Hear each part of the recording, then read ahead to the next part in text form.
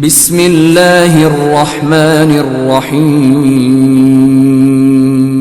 اعوذ باللہ من الشیطان الرجیم، بسم اللہ الرحمن الرحیم۔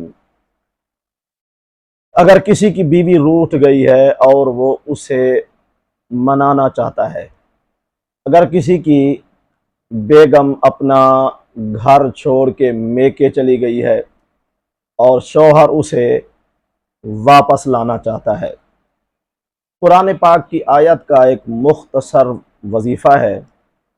اگر آپ اسے اپنے ورد میں رکھیں گے تو انشاءاللہ تعالی روٹھی ہوئی بیوی بھی مان جائے گی، آپ کے گھر کے معاملات بھی اچھے ہو جائیں گے۔ چونکہ قرآن پاک ایک لازوال کتاب ہے، رحمتوں والی برکتوں والی کتاب ہے، قرآنی وظیفہ ہے۔ جب اس وظیفے کا آپ اہتمام کریں گے، انشاءاللہ تعالی کچھ دن بعد روٹھی ہوئی بیوی بھی واپس آ جائے گی، آپ کے گھر کے معاملات بھی ٹھیک ہو جائیں گے۔ انشاءاللہ تعالی اللہ پاک کی رحمتوں کا نزول ہوگا۔ وظیفہ پڑھیں گے پورے یقین کے ساتھ، ایمان کے ساتھ، قلبی اطمینان کے ساتھ کہ قرآن پاک کی آیت ہے، اس کا میں وظیفہ کر رہا ہوں تو انشاءاللہ اس کی رحمتوں کا نزول اور ظہور ضرور ہوگا، تو انشاءاللہ وظیفے کا فائدہ بہت جلدی شروع ہو جائے گا۔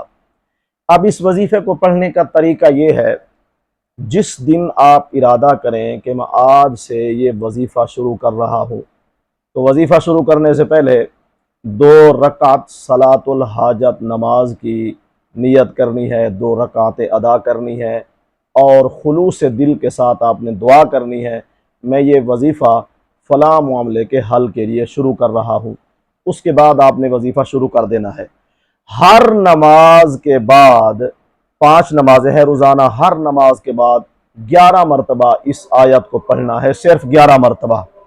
سورۃ الانفال کی آیت ہے، اسے 11 مرتبہ تلاوت کرنا ہے۔ اس کے بعد آپ نے صدق دل سے دعا کرنی ہے اپنے معاملے کے حل کے لیے، انشاءاللہ تعالی آپ کے معاملات حل ہو جائیں گے، آپ کا گھر بھی آباد ہو جائے گا۔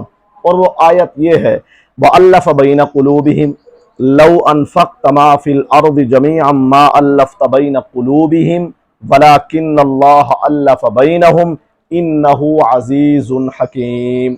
یہاں تک آپ نے پڑھنا ہے، صرف 11 مرتبہ صدق دل سے یہ پڑھنے کے بعد دعا کرنی ہے، ہر نماز کے بعد پڑھنا ہے۔